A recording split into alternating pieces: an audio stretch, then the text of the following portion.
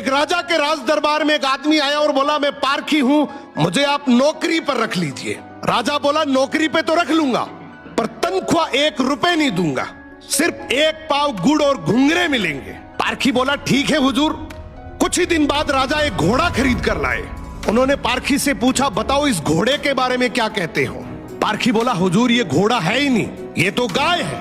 राजा चौंक गए। उन्होंने घोड़े बेचने वाले को बुलाया।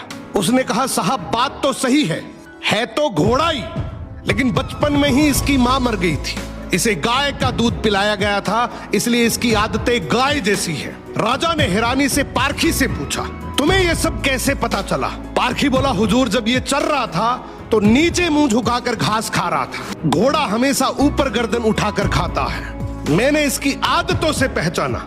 राजा खुश होकर बोले, आज से तुम्हें आधा किलो गुड़ और आधा किलो घुंघरे मिलेंगे।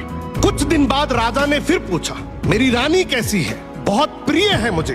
पारखी बोला, हुजूर आपकी रानी खानदानी नहीं है। राजा को विश्वास नहीं हुआ। उन्होंने ससुराल जाकर पूछा, वहां दादी ने बताया, बचपन में इसकी माँ गुजर गई थी, पाला तो मैंने है, मगर दूध इसे दाई माँ ने पिलाया है। राजा ने पारखी से फिर पूछा, रानी के बारे में तुझे कैसे पता। पारखी बोला, हुजूर इसके स्वभाव से खानदानी रानी में शालीनता होती है, मगर ये नौकरों पे चिल्लाती है, गाली देती है, इसकी आदतों से पहचान गया कि ये खानदानी नहीं है। अब राजा बोले, चलो मेरे बारे में बताओ। पारखी बोला, जान की माफी दे तो बताऊं। राजा बोले, माफी है, सच सच बताओ। पारखी बोला, आप राजवंश के नहीं हैं, आप मुझे भड़बूजे लगते हैं, गुड़ और भंगूरे सेकने वाले। राजा घबरा गए। जाकर अपनी माँ से पूछा, माँ सच बताओ वरना मैं मर जाऊंगा।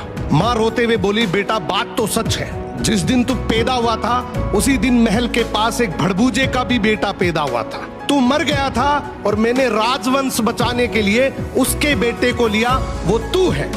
राजा ये सुनकर दुखी भी हुए और खुश भी हुए।